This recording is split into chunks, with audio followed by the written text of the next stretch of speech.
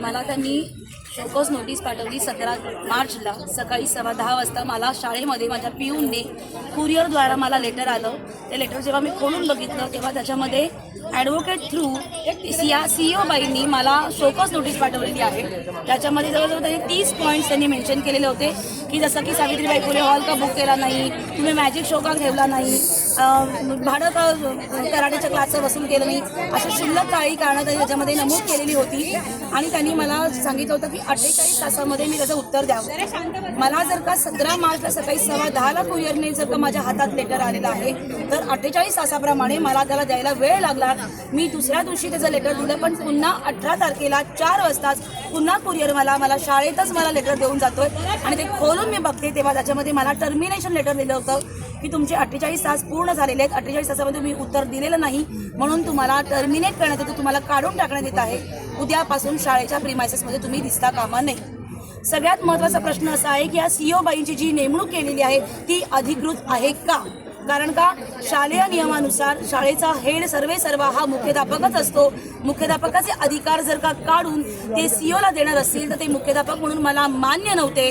शाळेमध्ये जो काही गैरव्यवहार होत होता, डिसेंबर महिन्यामध्ये 10-12 लाखाचा खर्च केला, त्याच्यावर मी ऑब्जेक्शन घेतलं म्हणून माझ्यावर या कारवाई करण्यात आल्या. माझी डिग्री खरी आहे का खोटी आहे यासाठी RTI इन्क्वायरी लावण्यात आली. माझ्या केबिनला वारंवार कॅमेरे, वेगवेगळ्या पद्धतीचे कॅमेरे लावण्यात आले आणि ते पण high quality vision, high quality ऑडिओचे कॅमेरे लावण्यात आले की जेणेकरून घरी बसून हे बघू शकतात. CCTV वाला जो कॅमेरा जो आहे लावणारा संतोष पवार हा वारंवार माझ्या केबिनला येऊन त्याची सेटिंग हलवत होता, त्याच्यातले फुटेज काढून या लोकांना देत होता. घरी बसून हे सगळे लोक बघत होते. मला एकच सांगायचं आहे की जर का आपल्याला सिक्युरिटीसाठी कॅमेरे पाहिजे तर सगळं बरोबर आहे, पण संविधानाने मला व्यक्ती स्वातंत्र्य दिलेलं आहे.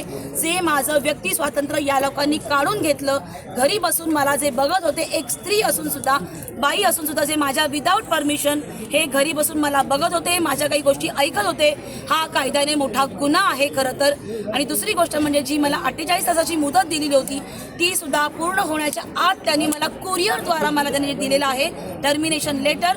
मला एवढंच कळतं की एखादा कुठलाही गुन्हेगार जरी कितीही मोठा गुन्हेगार असला त्याला तरी समोरासमोर बसून त्याचं म्हणणं ऐकून घेण्यासाठी संविधानाने आपल्याला अधिकार दिलेला आहे. पण मला एकही मॅनेजमेंट मेंबर समोर आला नाही, माझ्याशी काही चर्चा न करता, काही ॲक्शन किंवा इन्क्वायरी न करता डायरेक्ट तडकाफडकी मला टर्मिनेशन लेटर मला दिलेला आहे. हा सुद्धा पुन्हा एकदा संविधानाचा अपमानच आहे. आणि या सगळ्या प्रकरणावरती तुम्ही आणखी कोणाशी बोललात का आणि आता काय भूमिका असणार आहे तुमची? माझे सगळे पालक माझ्यासाठी बसलेत, माझे विद्यार्थी इथे बसलेले आहेत. त्यांना मी शाळेमध्ये मुख्याध्यापक म्हणून मी हवी आहे, कारण का गेल्या 9 वर्षामध्ये मी शाळेसाठी जी काही कामगिरी केलेली आहे ती माझ्या संपूर्ण पॅरेंट्सला माहिती आहे, माझ्या मुलांना माहिती आहे, माझ्या शाळेतल्या प्रत्येक शिक्षिकेला, शिक्षकेतर कर्मचाऱ्याला, प्रत्येकाला माहिती आहे की मी शाळेसाठी काय काय केलेलं आहे, किती परमिशन्स आणलेले आहेत. जर का तुम्ही एज्युकेशन ऑफिसरकडे जर का तुम्ही गेलात, एज्युकेशन मिनिस्टरकडे, तर तुम्हाला कळेल की अर्चना मोहिते मुख्याध्यापकाने आत्तापर्यंत किती परमिशन्स ग्रीन्स इंग्लिश स्कूलच्या ज्या 30-35 वर्षापासूनच्या रखडलेल्या होत्या त्या त्यांनी कशा मिळवून नेल्या याची तुम्ही इन्क्वायरी करू शकता. विनोद तावडे साहेबांच्या मदतीनं मी शाळेला स्थलांतराचं परमिशन आणलं. प्रत्येक एक परमिशन जी NBC नॅशनल बिल्डिंग कोड जी परमिशन असते ती डोंबिवलीतल्या कुठल्याही शाळेकडे परमिशन नाही आहे, फक्त ग्रीन्स इंग्लिश स्कूलकडे परमिशन आहे, कारण का ती परमिशन मी स्वतः आणलेली आहे. याची सगळ्यांना कल्पना असून सुद्धा जर का माझ्यावर असा अन्याय करत असतील तर त्यांना स्वतः एक वकील म्हणून घेण्याचा अधिकार नाही.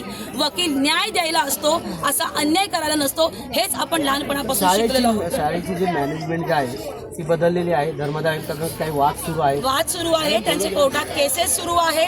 जे ॲज पर जे काही रेकॉर्ड आहे त्या रेकॉर्डप्रमाणे मला वाटत नाही की ती मंडळी शाळेत येतात. जी मंडळी शाळेत येतात त्या रेकॉर्डला त्यांचं कुठेही नाव नाही आहे. ज्यांचा नावाचा उल्लेख आहे ती व्यक्ती लोक जर कधी शाळेत आले तर तेव्हा सुद्धा मला दबाव आणला जातो की त्यांना शाळेत तुम्ही का येऊ दिलं. मुख्याध्यापक म्हणून ते डेफिनेटली माझ्याच केबिनमध्ये येऊन बसतात, माझ्याशी बोलतात. मग तेव्हा सुद्धा मला दबाव आणला जातो की त्यांना तुम्ही का आत घेतलं, त्यांना तुम्ही का एंटरटेन केलं. म्हणजे मला दोन्ही कमिटीच्या मध्ये मला माझं मरण होतंय, मला दबाव आणतोय, मला ट्रॅप केलं जातं या दोन्ही कमिटीच्या मध्ये. आणि म्हणून मी त्यांना नेहमी म्हटलेलं आहे की ॲक्च्युअल कमिटी जी आहे तिने समोर यावं आणि तिने शाळेचा कारभार हातात घ्यावा. 2 कमिटीच्या संघर्षामुळे तुम्हाला टार्गेट केलं जातं असं तुम्हाला म्हणायचं आहे? नक्कीच त्याच्यासाठी तर मला टार्गेट केलं जातच आहे आणि त्यांचा जो काही भोंगळ कारभार चालला आहे, त्यांची जी मनमानी चाललेली आहे. डिसेंबर महिन्यामध्ये त्यांनी असिस्टंट हेडमिस्ट्रेस पदाची नियुक्ती केली. जी नवीन अगदी प्रोबेशन पिरियडवर होती जी टीचर, त्या टीचरला त्यांनी ते असिस्टंट हेडमिस्ट्रेस पद दिलं. ज्या माझ्या 25-25, 30-30 वर्ष नोकरी करणाऱ्या ज्या टीचर्स आहेत त्यांच्यावर सुद्धा त्यांनी अन्याय केला. त्या शिक्षिकेला त्यांनी असिस्टंट हेडमिस्ट्रेस केलं नाही. जी अगदी नवीनच 1 वर्षापूर्वी आलेली टीचर होती तिला त्यांनी ते पद दिलं. तेव्हा सुद्धा मी विरोध केला.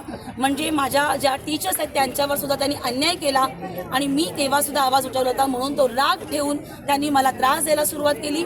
वारंवार माझ्या केबिनचे CCTV कॅमेरा लावून मला मानसिक खच्चीकरण करण्यात आलं.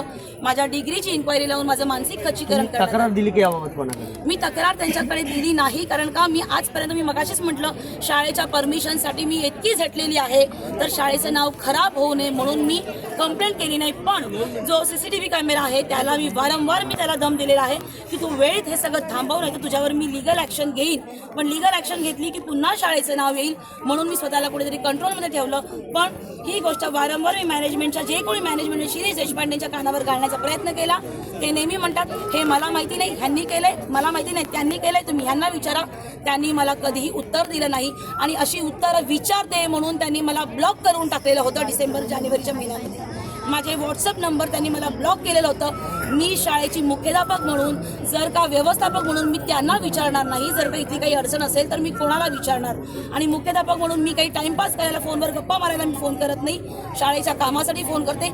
याची त्यांना कल्पना असूनही त्यांनी माझे नंबर वारंवार ब्लॉक केलेले आहेत, ज्याचे स्क्रीनशॉट माझ्याकडे आजही आहे.